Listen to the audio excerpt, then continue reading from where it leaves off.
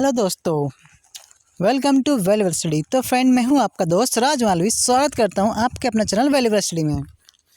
तो फ्रेंड्स, आज से अपन पढ़ने वाले हैं ग्रामीण अर्थव्यवस्था। ठीक है फ्रेंड्स, तो अपन ने इससे पहले पंचायती राज पढ़ लिया है, उसके कुछ टॉपिक छूटे हुए हैं तो वो मैं आपको करा दूंगा। वैसे तो कुछ मैंने छोड़ा नहीं है, लेकिन जो भी कुछ चीज़ें वेल अरेंज फॉर्मेट में चाहिए वो मैं लेके आ जाऊँगा। तो आज से अपन शुरू करने वाले हैं क्या अपने ग्रामीण अर्थव्यवस्था। तो फ्रेंड देखो, आज का जो पूरा टॉपिक है ना अपना घूमेगा किस पे, सिर्फ बेसिक पे कि हाँ ऐसी कुछ चीज़ें होती है। क्योंकि कुछ भी चीज़ पढ़ने से पहले कि अपना बेस मजबूत होना चाहिए। जो चीज़ें अपन पढ़ रहे हैं उसके बारे में अपने को नॉलेज तो होना चाहिए कि एक्चुअली क्या पढ़ रहे हैं और क्या चीज़ होती है। तो फ्रेंड्स, ग्रामीण अर्थव्यवस्था से आप समझते क्या हो? देखो, इतनी डेफिनेशन सबको पता होती है। तो ये सारा जो भी कुछ है ना आपके एकदम किस पे बेस्ड होगा, जैसे समझ पा रहे हो। ग्रामीण अर्थव्यवस्था मतलब गाँव की अर्थव्यवस्था कैसी है, वहाँ का रहन सहन, वहाँ की कृषि, वहाँ की खनिज पदार्थ, ठीक है, उसमें आपके पशु, ठीक है, ये सब चीज़ें भी आपकी आ जाएंगी। तो ठीक है, आज जब अपन सिर्फ एक बेसिक ओवरव्यू लेंगे, इसके बाद की जो भी आपकी क्लासें रहेंगी वो आपकी वेल अरेंज फॉर्मेट में रहेगी। और भरोसा रख के आप पढ़िएगा, मैं सारी चीज़ें आपको पॉइंट टू पॉइंट दूंगा। मैं कुछ भी एकदम मतलब फालतू बात करूँगा नहीं। जो भी चीज़ बताऊँगा एकदम आपके एग्ज़ाम ओरिएंटेड चीज़ें ही बताऊँगा। तो ठीक है फ्रेंड्स, चलो आज शुरू करते हैं। फर्स्ट आपका जो पॉइंट है, अपन शुरू करते हैं कहाँ से? कृषि। तो कृषि ग्राम में अर्थव्यवस्था का आधार, ठीक है, ये अपना पहली डेफिनेशन है, पहला पॉइंट है। तो ये क्या होता है अपन इसको देखते हैं। तो देखो देखो यार, मैं स्लाइड में लाने का एक रीज़न मेरा ये है कि मेरे पास देखो कोई साधन नहीं है। मैं भी आपकी तरह एक स्टूडेंट ही हूँ, ठीक है सर। तो आप समझ पा रहे होंगे कि मेरे पास कोई स्मार्ट बोर्ड नहीं है। जो भी चीज़ें देखो मेरे पास जो मैं करवा पा रहा हूँ, मैं उससे मैं कर रहा हूँ, ठीक है। जिसको सूटेबल लगता है वो देख सकता है, ठीक है। जो भी बाकी चीज़ें आप ना यूट्यूब पे सर्च कर सकते हो। सर ये ग्रामीण अर्थव्यवस्था बहुत कम मिलेंगे, और एकदम देखोगे ना तो एकदम मतलब पढ़ने का ही मन नहीं करेगा कि यार क्या चीज़ है, क्या पढ़ें क्या नहीं। तो मैं आपको है ना एकदम शॉर्ट नोट में पढ़ाऊँगा, जो एग्ज़ाम ओरिएंटेड चीज़ें हैं वही पढ़ाऊँगा, और ध्यान में रख के किसको, पटवारी एग्ज़ाम को ध्यान में रखते हुए मैं चीज़ें बताऊँगा आपको, ठीक है। तो देखो, तो कृषि ग्राम में अर्थव्यवस्था का आधार क्या है? तो देखो, भारतीय आर्थिक संरचना मूलतः कृषि मिश्रित है, ठीक है। ये बात अपन जानते हैं कि जो आपकी भारतीय आर्थिक संरचना है मूलतः क्या है, वो तो कृषि मिश्रित है, ठीक है। तो इसके अंतर्गत 80% से अधिक भारतीय जनसंख्या ग्रामीण क्षेत्रों में रहती है, ठीक है। हाँ ठीक है, कितनी परसेंट लोग? तो 80% लोग, ठीक है, गाँवों में आपका निवास करते हैं। सीधी बात, इतनी सी बात अपन ने अभी तक करी, ठीक है। तो इसके बाद क्या पॉइंट है आपका कि लगभग 70% लोग कृषि पर आश्रित रहते हैं। मतलब काफ़ी वेटेज है, जो 70% मतलब लोग किस पर आश्रित हैं आज भी? कृषि के ऊपर, ठीक है। बाकी 30% आपका इंडस्ट्रियल डेवलपमेंट, बिजनेस, इन चीज़ों पर है। लेकिन 70% मतलब बहुत बड़ा एक वेटेज होता है कि 70% लोग किस पर आज भी आश्रित है, अपने जीवन यापन किस पर करते हैं? तो कृषि पर करते हैं, ठीक है। तो हमारे देश की राष्ट्रीय आय भी अधिकांश रूप से कृषि व्यवसाय पर ही निर्भर करती है। मतलब समझ पा रहे हो उस पॉइंट को कि मतलब कृषि का कितना बड़ा योगदान है देश के डेवलपमेंट में। मतलब जो भी आपकी जीडीपी है वो उसमें कितना बड़ा योगदान दे रही है? कौन? कृषि। अरे देखो ना, 70% लोग जब कृषि कर रहे हैं तो ज़्यादातर इनकम किससे आएगी? ओबियसली बात है कि कृषि से ही आएगी, ठीक है। चलो ये पॉइंट आपका हो चुका। ज़्यादा क्या मतलब एक परसेंटेज आपको ध्यान में रखना है कि यार 70% लोग आज भी इंडिया में क्या कि कृषि पर डिपेंड है। मतलब अपना जीवन यापन करने के लिए वो उन्हें कृषि की ज़रूरत है, और वो मतलब कृषि करके ही अपना जीवन यापन कर रहे हैं। कितने परसेंट लोग? तो 70% लोग। और 80% लोग अपने गाँवों में रहते हैं। जब 80% लोग गाँवों में रहेंगे तो ऑब्वियसली बात है कि 70% लोग उनके जो वो कृषि ही करेंगे, और जो 10% लोग हैं वो व्यवसाय करने के लिए बड़े शहर में या अच्छा थोड़ी ये अपन ने बात करी था ना, एक बार अपन कृषि में पिछड़ापन को देख लेते हैं। तो कृषि में पिछड़ापन से क्या समझते हो आप? देखो, कृषि में पिछड़ापन से अपना ये मतलब है कि पिछड़ापन मतलब इसका मतलब कि ज़्यादा डेवलपमेंट नहीं होने का क्या कारण है, क्यों अभी तक अपन लोग पीछे हैं? पिछड़ापन मतलब क्यों पीछे हैं? ये ज़्यादा मतलब अपन कृषि में ज़्यादातर आगे नहीं बढ़ पाए हैं, तो उनका कारण अपन देखते हैं। तो क्या है कि हमारे देश में कृषि उत्पादन की कुल मात्रा प्रति एकड़ उपज भी क्या है? कम है। अरे प्रति एकड़ उपज मतलब अभी मैं आपको आगे सब बताऊंगा, आप इसके बारे में निश्चित रहिएगा एकदम कि ये एकड़ हेक्टेयर क्या होता है। एक एकड़ मतलब एक खेत को बोलते हैं, जो पूरा एकदम जिसकी लेंथ और ब्रेथ है ना जो बराबर होती है। मैं आपके बताऊंगा एकड़ हेक्टेयर, इन सब चीज़ों के लिए मैं बहुत अच्छा सेशन लेके आऊँगा। अभी आप मेन फोकस कीजिए कि बस बेसिक ओवरव्यू लीजिए कि हाँ ऐसा सा कुछ है, ऐसा सा कुछ अपने को देखना है, पढ़ना है ना। इसके बाद भी आगे मैं बताऊँगा, ठीक है। अब आगे आगे देखो आप कृषि में पिछड़ापन के क्या कारण है। कि जैसे प्राकृतिक संसाधनों पर अधिक निर्भरता, प्राकृतिक संसाधनों पर अपन अभी भी क्या अधिक निर्भर हैं।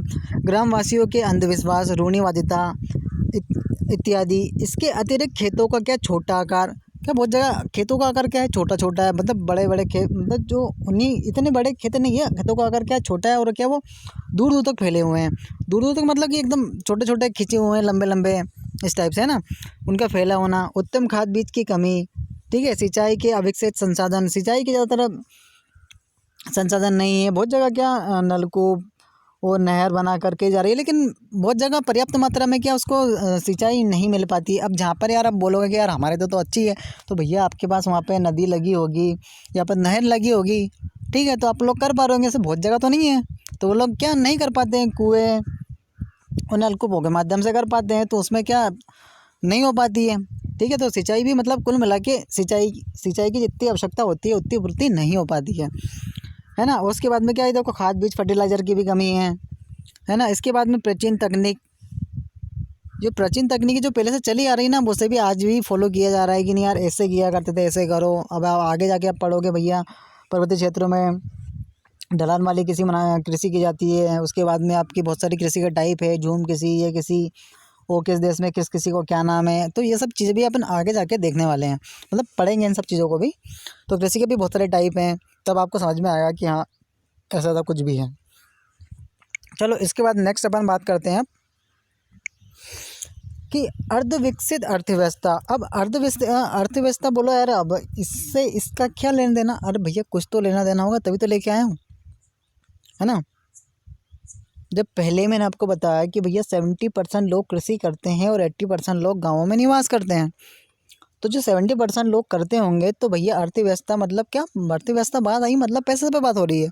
तो फिर उनके पास पैसे आ कहाँ से रहे हैं, तो उसके बारे में तो अपने को जानना होगा ना। जब जब अपन ने देखा कि अपन ने बात कही कि ग्रामीण चलो, तो देखो अर्धविकसित अर्थव्यवस्था में अपन देखते हैं कि हमारे देश की अर्थव्यवस्था अभी भी अर्धविकसित है, ठीक है, हाँ ठीक है, अर्धविकसित है अभी भी अपनी, मतलब विकास प्रगतिशील समझ सकते हो कि यार एकदम हो रहा है धीरे धीरे। मतलब पैसा आ रहा है, क्योंकि जैसे गरीब है तो धीरे धीरे अमीर होता जा रहा है, बस उस टाइप से समझ लो। अर्धविकसित है मतलब विकसित अपन हो रहे हैं धीरे धीरे, जैसे कि इसके लक्षण से ही स्पष्ट होता है। अर्थात अविकसित आर्थिक संस्थाएं, धीमी गति से औद्योगिक विकास, औद्योगिक पिछड़ापन, ज्ञान का अभाव, अध्यक्षता तथा कृषि व्यवसाय की प्रधानता, ठीक है। ये अपन ने देखा। अभी देखो बस मैं इसके बहुत ही अच्छे तरीके से वेल फॉर्म में जब आपको इसकी अर्धविकसित अर्थव्यवस्था क्या होती है, क्या क्या इसके रीजन है, इसके एडवांटेज डिसएडवांटेज, ये सब आगे लेके आने वाला हूँ। अभी सिर्फ बेसिक ओवरव्यू ही लीजिए।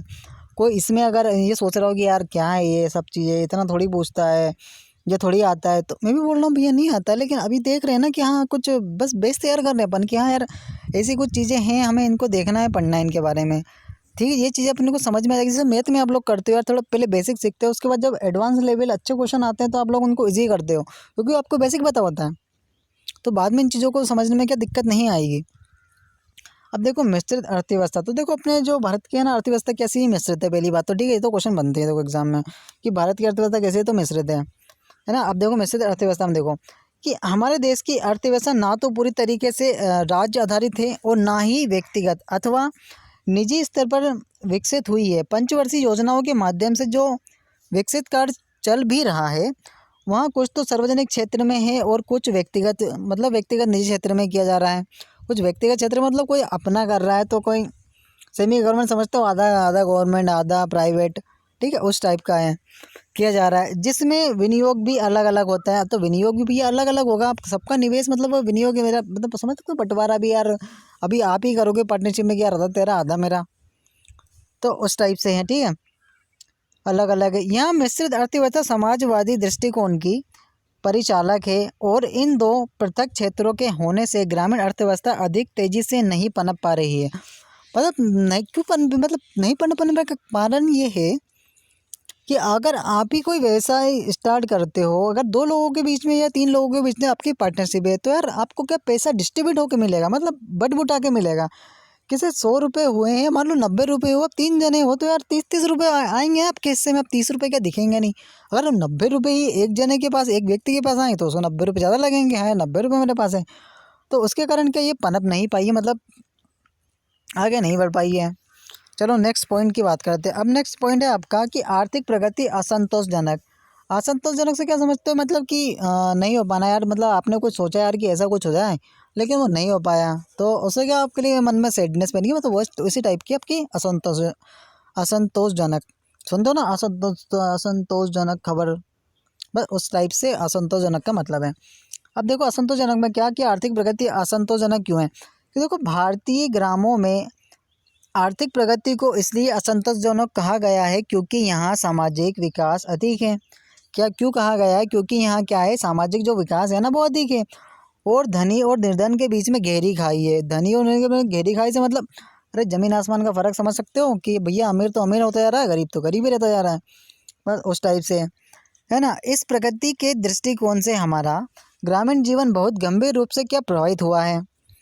इस प्रकार सामान्य रूप से यही माना जा सकता है कि भारत की ग्रामीण ग्रामीण जो अर्थव्यवस्था देश में इतने अधिक नवीनतम परिवर्तनों के बावजूद भी काफ़ी पिछड़ी हुई मानी जाती है। ये पिछड़ी हुई मानी जाती है ना। तो समझ पा रहे होंगे कि यार असंतोषजनक क्यों है, कि यार मतलब अभी ऐसा समझ सकते हो कि आपने ये सुना होगा कि यार जो अमीर है ना यार वो तो अमीर होता जा रहा है, और गरीब है ना गरीब होता जा रहा है।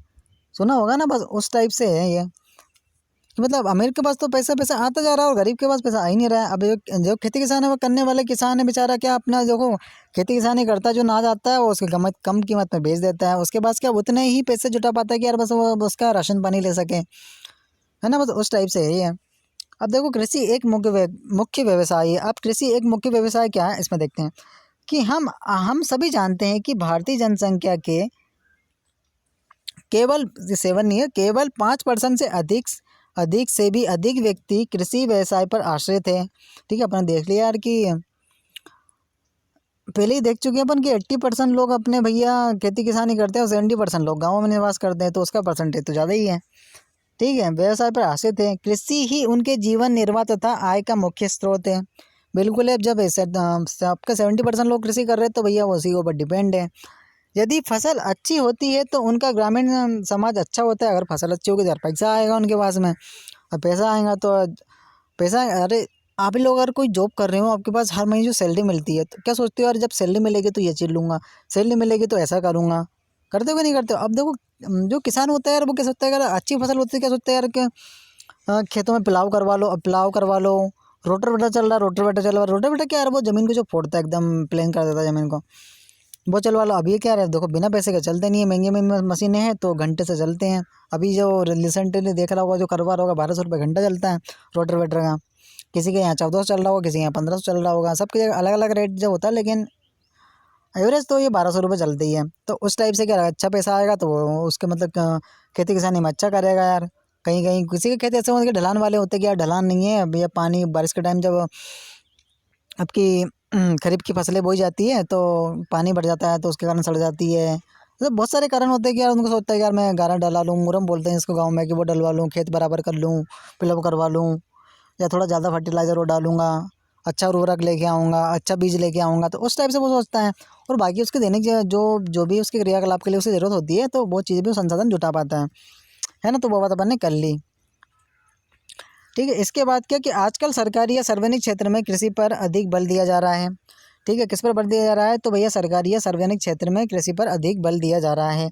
ग्रामों में हरित क्रांति विकसित हुई है। अब ये हरित क्रांति के बारे में बहुत अच्छे से, जो भी सारी क्रांति है ना आपकी, हरित क्रांति, झींगा क्रांति, स्वर्ण क्रांति, रजत क्रांति, ये सब में सेशन लेके आऊँगा एकदम पूरी जो क्रांति है ना आपकी एकदम वेल फॉर्मेट में, कब स्टार्ट हुई, किसने करी, जो जो उसका इतिहास था सब कुछ निचोड़ लेके आ जाऊँगा, एकदम एग्जाम ओरिएंटेड लेके आऊँगा। लेकिन आपका पटवारी के पर्पज़ से जो क्वेश्चन पूछा जा रहा है ना वो क्वेश्चन आपका गलत नहीं होगा, बस इतना आप भरोसा रखिए। ठीक है, विकसित हो गई है। तो ग्रामवासियों की आर्थिक संपन्नता का परिचालक भी यही है। ठीक है, तो आपने अभी देख लिया कि कृषि मुख्य व्यवसाय किसके लिए है, तो ग्रामवासियों के लिए अपने देख ली। अब देखो आगे देखो, अब भैया देखो राष्ट्रीय आय में महत्व क्या है इसका देखते हैं। राष्ट्रीय आय में महत्व क्या है, तो देखो पंचवर्षीय योजनाओं के अंतर्गत जब कृषि उत्पादन का क्षेत्र निरंतर बढ़ने तथा विकसित होते होते रहने के राष्ट्रीय आय में भी कृषि उत्पादन का महत्वपूर्ण योगदान रहा।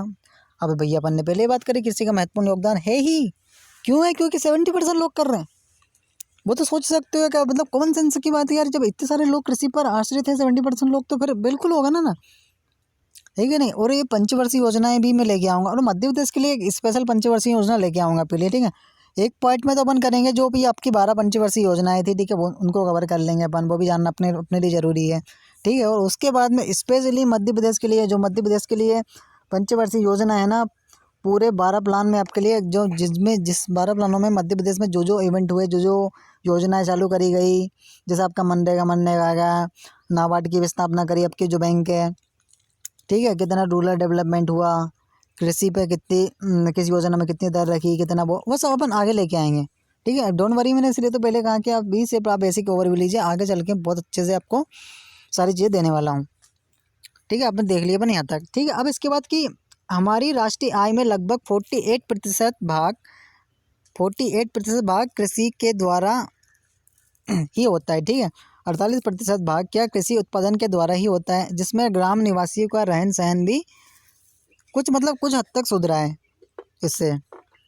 अब नेक्स्ट पॉइंट की बात करते हैं कि खाद्यान्न पूर्ति में आत्मनिर्भरता। अब खाद्यान्न पूर्ति में आत्मनिर्भरता में देखो क्या, कि भारत अब खाद्यान्न पूर्ति में भी लगभग आत्मनिर्भर हो चुका है। किस में हो चुका है, तो भैया जो खदानों से अपने खदाने पता ना यार, खोदते से कोयला मोला निकलता है आपका, ठीक है, धातुएं निकलती है, उसमें भी क्या आत्मनिर्भर हो चुका है।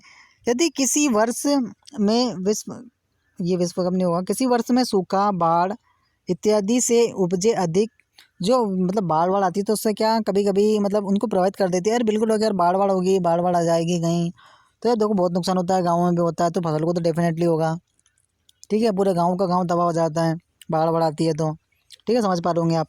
तो हमारे देश में नवीन स्थिति के अनुसार लगभग 75% अनुमानित आवश्यकताओं को हमारे देश में स्वदेशी उत्पादन से ही हो रही है, परंतु फिर भी हमें विशेष रूप से कुछ कृषि उपयोग को सुरक्षित रखने के लिए भंडारों की सहायता लेना पड़ता है। अरे भंडारों की आवश्यकता बिल्कुल होती है, अरे उनको सुरक्षित रखने के लिए भंडार, अरे गवर्नमेंट के भी कितने बड़े बड़े भंडार होते हैं, आप सुनते ना, गोडाउन, काय का गोडाउन, किसी का क्या गोडाउन भैया, अनाज के गोडाउन होते हैं, तो उन गोडाउन में होता क्या है भैया, भंडारण तो होता है, वो स्टोर करके रखते हैं चीज़ों को, कि ज़रूरत पड़ने पर भैया लोगों को दी जाए। जैसे अनाज दिया जाता है सोसाइटी से, आप अनाज लेते हो, गेहूँ देते हो, चावल लेते हो, वो कहाँ से आ रहा है, उनका तो कहीं ना कहीं पर स्टोर किया होगा ना उनको, तो कहाँ किया भैया, उनका भंडारण किया, उनको स्टोर करके रखा। चलो नेक्स्ट बात करते हैं अपन औद्योगिक विकास।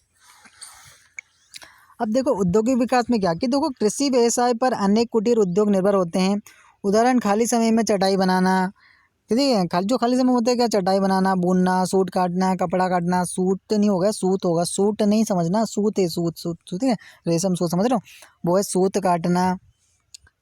काटना बोलना नहीं होगा, काटना इत्यादि। किसी को ये एरर हो जाती है टाइमिंग में, ठीक है, समझ पा रहे हो, ठीक है, बता रहा हूँ ना, वैसे समझना है आपको, इसमें रटना क्या है, समझना है। यहाँ ऐसे चीज़ें भैया खाली समय में क्या कर रहे हैं भैया, ये सूत काटने, चटाई वटाई बनाने काम कर लेते हैं, अरे उससे इनकम तो आती है ना भाई, ठीक है।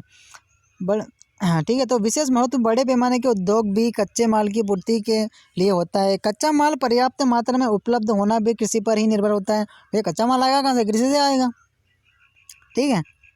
अरे ऊन ले लो, ऊन कैसे आएगा, कृषि से आता है ना भैया, अरे भेड़ बकरी से आता है, बोल लगे भैया, एक ऊन बोया भी जाता है, ठीक है। अब देखो कृषि जगत को ही चीनी उद्योग, वस्त्र उद्योग, चाय, वनस्पति इत्यादि को कच्चा माल प्रदान करता है। कौन करता है, कृषि करती है, ऑब्वियसली बात है, ठीक है, ठीक है। यह कहना गलत ना होगा कि भारत के लोग तथा विशाल दोनों प्रकार के कृषि उद्योग पर ही आत्मनिर्भर होते हैं, ठीक है। ये थोड़ा टाइपिंग इस पार्ट में थोड़ी एरर हो गई है, ठीक है, इसका आप अगर स्क्रीनशॉट ले रहे हो तो इसका स्क्रीनशॉट ना लें, थोड़ी टाइपिंग एरर ज़्यादा है इसमें। अब देखो विदेशी व्यापार, अरे समझ तो चुके हो ना, औद्योगिक विकास यार, उद्योगों में औद्योगिक विकास इसी पॉइंट से समझ सकते हो औद्योगिक विकास क्या। और जिनके पास नहीं है वो क्या करते हैं भैया, खाली समय बैठे हैं यार, कुछ ना कुछ कर रहे हैं। आप लोग जैसे शहर में होंगे तो बहुत सारे लोग करते हैं यार, कि गर्मियों की छुट्टी आ रही है, स्कूल में जो होते हैं, कॉलेज में होते हैं, कि यार पार्ट टाइम जॉब कर लेते हैं, कुछ काम कर लेते हैं, करते हो कि नहीं करते हो। और इसी टाइप से अब देखो विदेशी व्यापार, अब देखो व्यापार पर क्या विदेशी विदेशी पक्षी, तो भैया पक्षी यार, ये भी थोड़ा सा टाइपिंग एरर कुछ ज़्यादा ही हो रही है इस पार्ट में।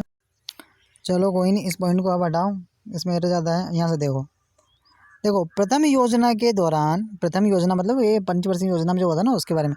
तो प्रथम योजना के दौरान निर्यात व्यापार में भारत की कृषि वस्तुओं को केवल कितना आपका 40%। अरे 1 मिनट, कुछ ज़्यादा ही रह रही। चलो आप इस पार्ट को हटे दो। देखो इसमें से आपको मेन, देखो मैं बता देता हूँ सारे इसका क्या। देखो विदेशी व्यापार में जो भी रहा ना, अब मैं आपको एक इम्पोर्टेंट पॉइंट से बताता हूँ सॉरी, कि जो आपका ना भारतीय आर्थिक व्यवस्था की रीढ़ किसको कहा जाता है, रीढ़ की हड्डी। तो आपको देखो इसकी रीढ़ की हड्डी कहते हैं अपन कृषि को, बोलते हैं कृषि को। बस ये इतना पॉइंट इसमें यहाँ पर रीढ़ की हड्डी के बारे में दिया ना, बस ये आपको जानना जरूरी था यहाँ से, कि कृषि को ही भारत की रीढ़ की हड्डी कहते हैं ये। और ये क्वेश्चन शायद पूछा जा चुका है एग्जाम में। अब देखो ग्रामीण अर्थव्यवस्था के उद्ध विकास की आवश्यकता है, ये यहाँ से देखो। अब देखो ग्रामीण अर्थव्यवस्था के मतलब जो उद्ध विकास है, उनमें जिन जिन समूहों को हम मतलब जो इनके जो श्रम विभाजन के लिए आधार पर इनको जो तो जितनी श्रेणियों में बांटा है ना, उन श्रेणियों को मैं बताता हूँ। तो देखो जिम्मेदारी स्तर होता है, ग्रामीण कारीगरी स्तर होता है, और भूमिहीन श्रमिक व सेवक स्तर होते हैं। ठीक है, अब इनसे पॉइंट समझ सकते हो यार, जिम्मेदारी स्तर क्या जो लेना, बिल्कुल समझते हो। जिम्मेदारी पता है ना आपको, आपके ऊपर वो जिम्मेदारी, उस टाइप से आप ले सकते हो, और उसको कृषि में आपको इंक्लूड कर देना है। ग्रामीण कारीगरी स्तर, अरे ग्रामीण कारीगरी स्तर वही कारीगर उसको बोलते हैं जो आपको घर पर बनाता है ना, बनवाएगा नहीं घर पर आपने, जो होता है उसी उन्हीं कारीगर बोलते हैं। भूमिहीन श्रमिक मतलब जिसके पास भूमि नहीं है भैया, वो क्या करेगा, वो दूसरों के यहाँ करेगा, काम करेगा, बस यही। वह सेवक स्तर क्या, जो कहीं कर रहा है भैया काम, वही वही जो सुना होगा, हली रह रहा है, ये रह रहा है, बस वही। अब देखो यार इसको देखो, बस समझना आपको ना, रटने और ये पॉइंट ना, अगर आप ऐसा रटने बैठोगे तो यार ये ना बहुत डिफिकल्ट पड़ेगा आपको। बस समझो यार कि हाँ, बस पॉइंट समझो कि हाँ ऐसा कुछ है, तो मतलब ऐसे ऐसे कुछ चीज़ें हैं, इससे रिलेटेड है, ऐसा ऐसा कुछ होगा, ऐसा ऐसा कुछ होता है बस। देखो भारतीय अर्थव्यवस्था में किसी की भूमिका, अब देखो भारतीय अर्थव्यवस्था में किसी की भूमिका क्या, देखो भारत एक कृषि प्रधान देश है। देश के लगभग 70% जनसंख्या अपनी आजीविका के लिए कृषि तथा इसके संबंध सेवाओं जैसे पशुपालन, बागवानी, मछली पालन आदि पर निर्भर है। कृषि हमारे देश में केवल जीवोपार्जन का साधन या उद्योग धंधा ही नहीं, बल्कि अर्थव्यवस्था की क्या है भैया, अर्थव्यवस्था की रीढ़ की हड्डी है। मैंने बताया आपको क्या है भैया, ये कि रीढ़ की हड्डी भी है। पंडित जवाहरलाल नेहरू ने एक बार कहा था कि, ये पॉइंट को इंपॉर्टेंट ध्यान रखना, पंडित जवाहरलाल नेहरू ने एक बार कहा था कि किसी को सर्वाधिक प्राथमिकता देने की आवश्यकता है। किसको, तो कृषि को, ये किसी को नहीं होगा, कृषि को देने की आवश्यकता है। किसको, कृषि को सर्वाधिक प्राथमिकता देने की आवश्यकता है। यदि कृषि असफल होती है तो सरकार और राष्ट्र दोनों असफल रहते हैं, ये उनका मानना था, किनका, पंडित जवाहरलाल नेहरू का।